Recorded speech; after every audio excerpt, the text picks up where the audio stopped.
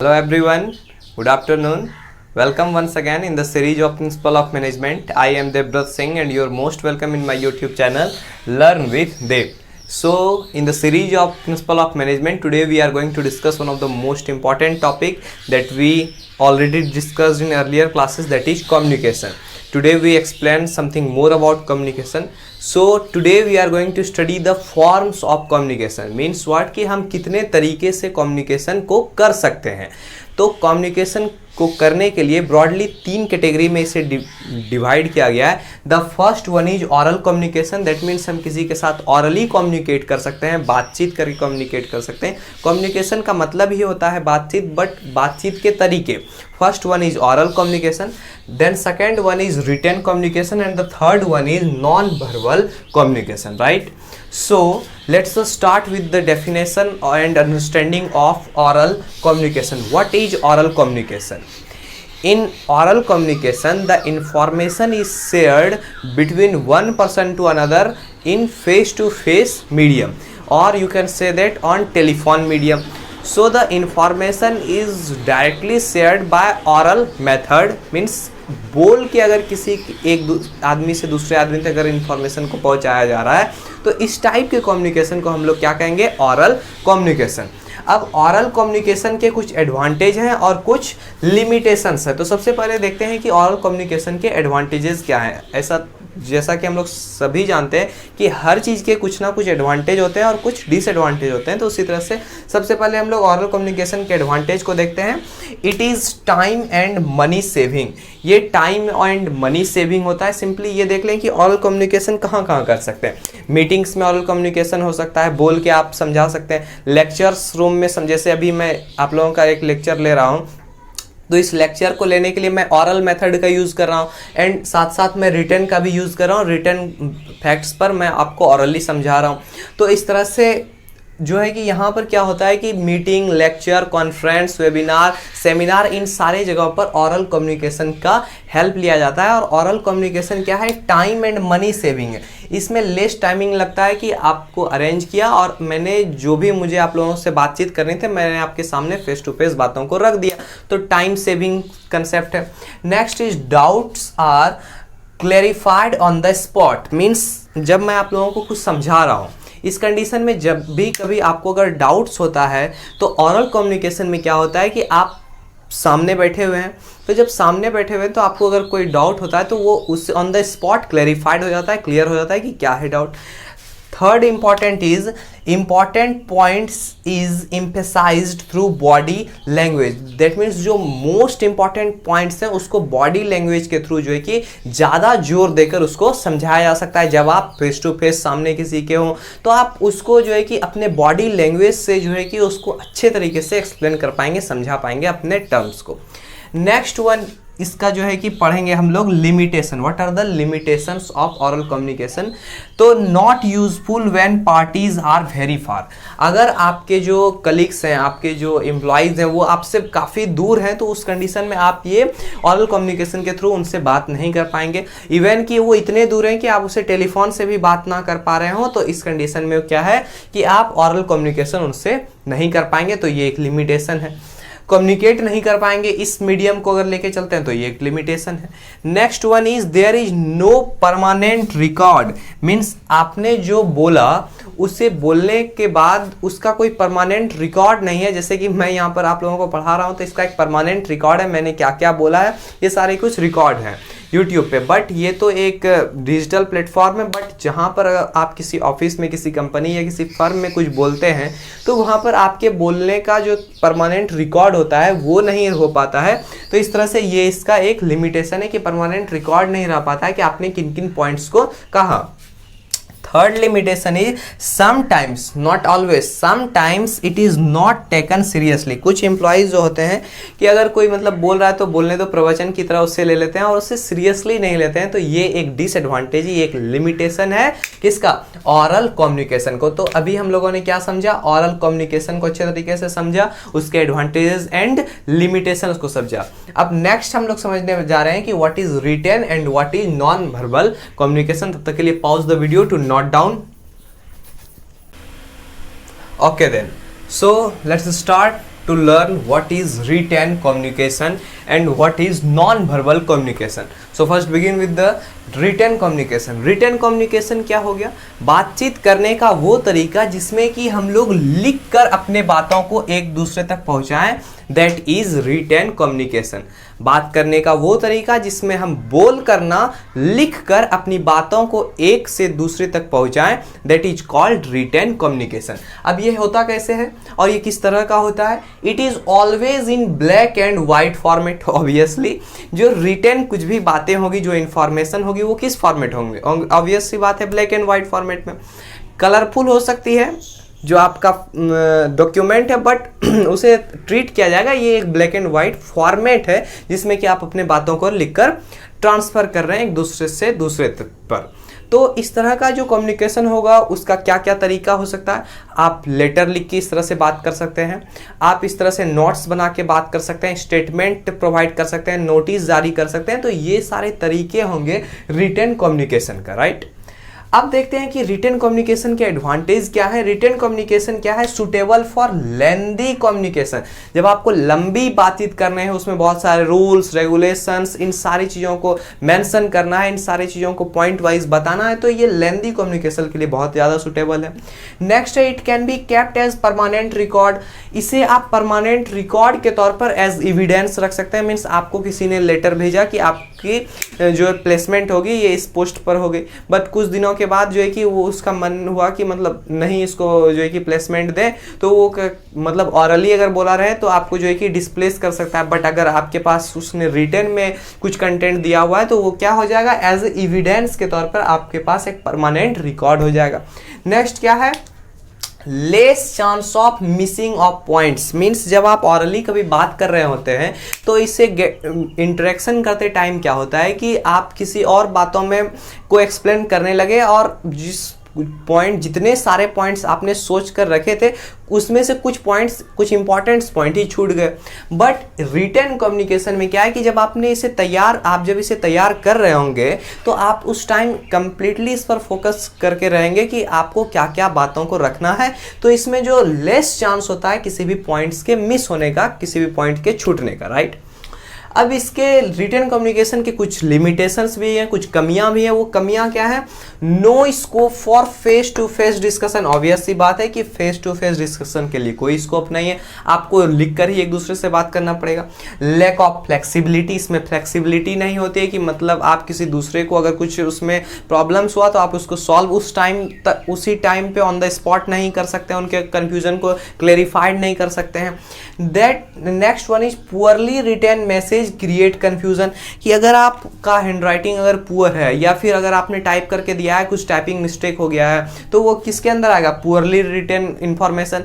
तो इस टाइप का कोई भी पुअरली रिटन इंफॉर्मेशन अगर होगा तो वो क्या करेगा? कंफ्यूजन क्रिएट कर देगा आपके अंदर. आपको समझ में थोड़ा आने में थोड़ी प्रॉब्लम आएगी कि इसको क्या इंफॉर्मेशन है, उसकी क्या अंडरस्टैंडिंग होनी चाहिए.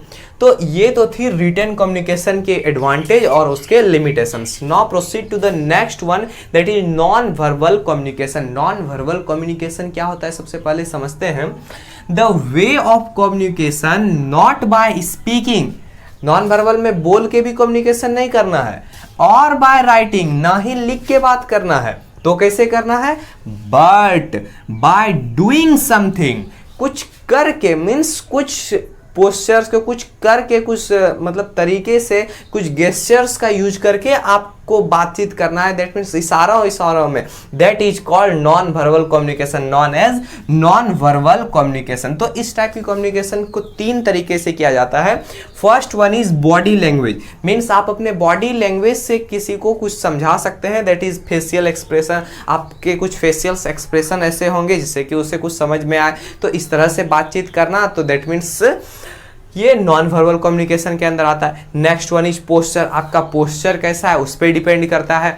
Next one is gesture. आपके गेस्चर्स कैसे हैं बात करते टाइम, उस पर डिपेंड करता है कि आप कितने क्या कहना चाह रहे हैं, आपके कहने का मतलब क्या है. तो ये सारे नॉन वर्बल कम्युनिकेशन के अंदर आते हैं. Next one is time.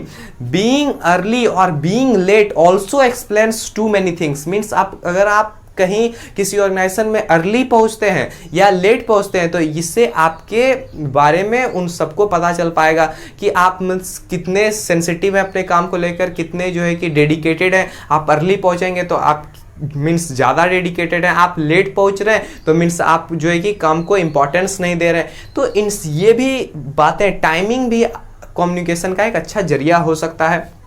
Next one is space, seating arrangement in meeting committee. आपने किस पर्सन के पास चूज किया बैठना, that also tells about something him. So communication यहाँ पर भी स्टेब्लिश हो सकता है कि आपका सिटिंग अरेंजमेंट आपने कैसा चूज किया, that also defines communication among you and that person. So ये तो तरीके थे, फॉर्म्स थे कि किस तरह से कम्युनिकेशन को किया जा सके, oral method, written method and non verbal method. अब हम लोग सीखेंगे कि जब ये सारे तरीके सीख लिए कि इस तरीके से हम लोग कम्युनिकेशन करेंगे, इन तरीकों का यूज करेंगे कम्युनिकेशन करने के लिए, तो अब हम लोग जो मोस्ट इंपॉर्टेंट थिंग सीखने वाले हैं कि what are the effective techniques, effective ways, effective ideas of communication. What are the effective communication. Effective communication हम लोग कैसे कर सकें, प्रभावशाली बातचीत कैसे हो सके, प्रभावशाली संवाद, संचार हमारा कैसे हो सके, ये अब हम लोग सीखते हैं। तो तब तक के लिए pause the video to note down all the facts of written communication and non verbal communication. Okay then, so let us start to understand, to learn the most important thing in life or also in the management of any organization, that is principle of effective communication। Effective communications के वो क्या principal हैं वो अब हम लोग सीखने के लिए जा रहे हैं। तो सबसे पहले मैं आप लोगों को ये ब्रीफ में बता देना चाहता हूं कि for the success of any organization, किसी भी ऑर्गेनाइजेशन के सक्सेस के लिए सबसे मोस्ट इंपॉर्टेंट ये है कि the manager should must know या फिर must keep the following principle in his mind while communicating। किसी भी ऑर्गेनाइजेशन के सक्सेस के लिए जो उस ऑर्गेनाइजेशन का मैनेजर है उसे ये सारे प्रिंसिपल्स अपने माइंड में रखने चाहिए जब वो कम्युनिकेट करने जा रहा हो, जब वो किसी से बात करने के लिए जा रहा हो अपने ऑर्गेनाइजेशन के इंपॉर्टेंस के लिए, अपने ऑर्गेनाइजेशन के प्रॉफिट के लिए। सो let us start with the principle of effective communication। So first principle of effective communication is that a manager must be clear in his mind about the objectives of communication। Whenever a manager want to communicate, जब भी किसी organisation का manager अगर बातचीत करना चाहता है अपने एम्प्लॉइज के साथ, तो उस टाइम मैनेजर को अपने दिमाग में ये एकदम क्लियर रहना चाहिए कि ऑब्जेक्टिव क्या है मेरे कम्युनिकेशन की।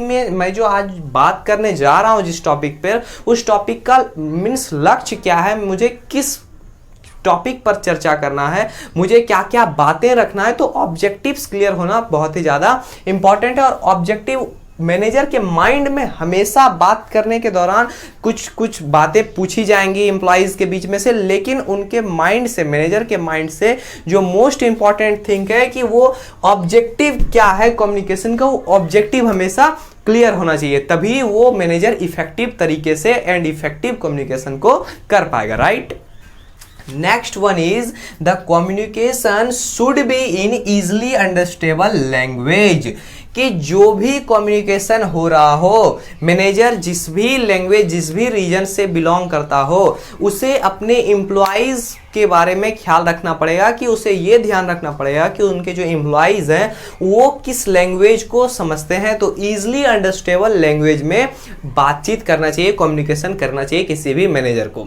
अब एक प्रॉब्लम अराइज होती है यहाँ पर कि अगर कोई मैनेजर है वो किसी तमिल रीजन से आता है और वो दिल्ली में अपने एम्प्लॉइज़ के साथ बातचीत करना चाहता है और एम्प्लॉइज़ भी दिल्ली के हैं और सबको पता है कि दिल्ली का कॉमन लैंग्वेज जो है वो हिंदी एंड इंग्लिश है और जो मैनेजर है उसे सिर्फ अपने रीजनल लैंग्वेज तमिल आता है। तो इस कंडीशन में वो किस तरह से बात कर पाएगा अपने एम्प्लॉइज़ के बीच में। तो मेरा ये सजेशन रहेगा कि जो गूगल ट्रांसलेट या फिर जो एडवांस ट्रांसलेट का आज जितने भी मार्केट में अवेलेबल है एडवांस ट्रांसलेटर, उन सारे ट्रांसलेटर का यूज़ करके जो इतने भी डिफरेंट रीजन्स के लोग हैं, अब हो सकते हैं कि एम्प्लॉइज सिर्फ दिल्ली के ना होके कुछ एम्प्लॉइज जो असम के हों, कुछ एम्प्लॉइज कर्नाटक के हों, तो मीन्स इस तरह के जितने भी रीजन्स के एम्प्लॉय हो एक मैनेजर के सामने में, उसे उतने ट्रांसलेटर स्क्रीन लगा के रखने चाहिए, और वो जो कुछ भी बोल रहा होगा, एम्प्लॉइज सारे बैठे हुए हैं, उन सारे एम्प्लॉइज के सामने जो है कि अपने अपने रीजन का जो है कि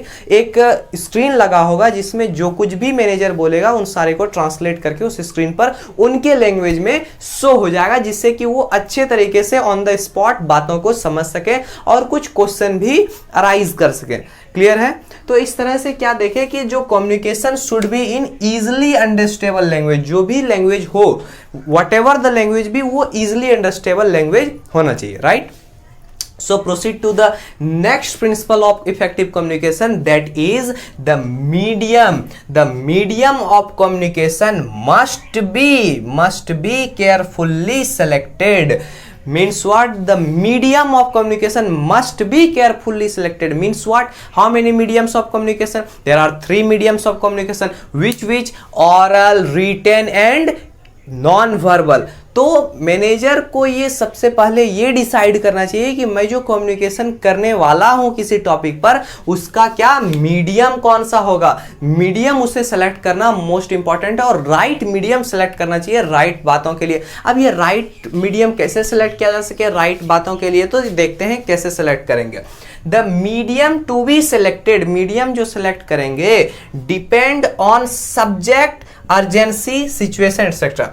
तो जो भी मीडियम हम लोग चूज करेंगे वो डिपेंड करता है कि हमारा सब्जेक्ट कैसा है, कितना इंपॉर्टेंस है सब्जेक्ट का, क्या वो कोई इनफॉर्मल बात तो नहीं है, क्या वो एकदम बहुत ही संजीदा मामला है, बहुत ही इंपॉर्टेंट मामला है।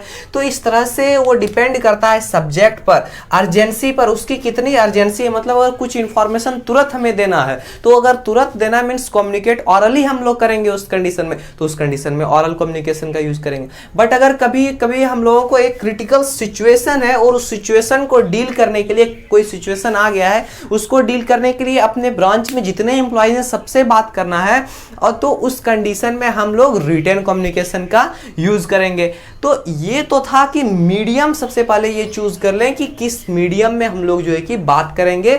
मैनेजर को ये डिसाइड करके बात करना चाहिए कि उसकी जो सब्जेक्ट है उस सब्जेक्ट की अर्जेंसी क्या है, सब्जेक्ट की सिचुएशन क्या है, बात किस मुद्दे पर करना है। अगर वो डिसाइड हो जाए तो वो अच्छे तरीके से मीडियम को डिसाइड कर लेगा कि मुझे ऑरल मीडियम में बात करना है, रिटन में बात करना है, या नॉन वर्बल तरीके से। आई होप ये पॉइंट क्लियर हो गया। Your next principle of effective communication, the most important, the very most important concept of principle of effective communication, that is that there should be right climate in the organization. Organization में right climate होना चाहिए। Means क्या, थोड़ा सा एकदम पूरा AC पूरा लगा होना चाहिए, चारों तरफ से कुछ अच्छे से सीनरीज बने होने चाहिए? नो, राइट क्लाइमेट का मतलब है ओपननेस एंड ट्रस्ट। आपके ऑर्गेनाइजेशन में खुलापन होना चाहिए, आपके ऑर्गेनाइजेशन में ट्रस्ट होना चाहिए, जिससे कि so that everyone feel free to communicate.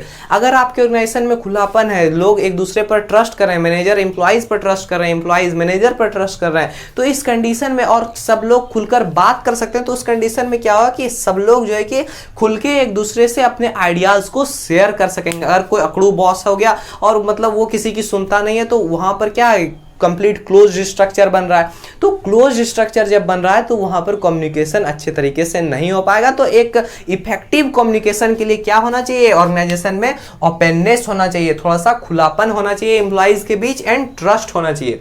Right, I hope ये पॉइंट क्लियर हो गया। Next, last but not the least, next principle of communication is that there should be follow up. means follow up, there should be follow up of communication to know whether the receiver has understood the message correctly or not. आपने जो कुछ भी रखा अपने employees के बीच में, उन सारी बातों को रखने के बाद आपको एक फॉलो अप करना चाहिए, कि मीन्स फीडबैक लेना चाहिए अपने एम्प्लॉइज के बीच कि मैंने जो भी बातें कही उसमें क्या आप लोगों को कोई भी डाउट है, किसी भी तरह का कंफ्यूजन है, किसी भी बात को समझने में कोई प्रॉब्लम हुई, तो इस तरह का जब आप फॉलो अप करेंगे अपने कम्युनिकेशन का, तो इस तरह से जो फॉलो अप करने के बाद जो आउटपुट आएगा, उस आउटपुट से आपके कंप्लीट कम्युनिकेशन का जो मीन्स आपने जो कंप्लीट कम्युनिकेशन का जो फाइनल रिजल्ट सोच के रखा था वो पूरा हो पाएगा। मीन्स एक सही रिजल्ट मिल पाएगा आपको कि आपने जो कम्युनिकेशन किया, इस पूरे कम्युनिकेशन का क्या आउटपुट हो पाया, एक फ्रूटफुल आउटपुट निकला कि नहीं, इस तरह से आप फीडबैक के तौर पर इसे लेकर पता कर सकते हैं।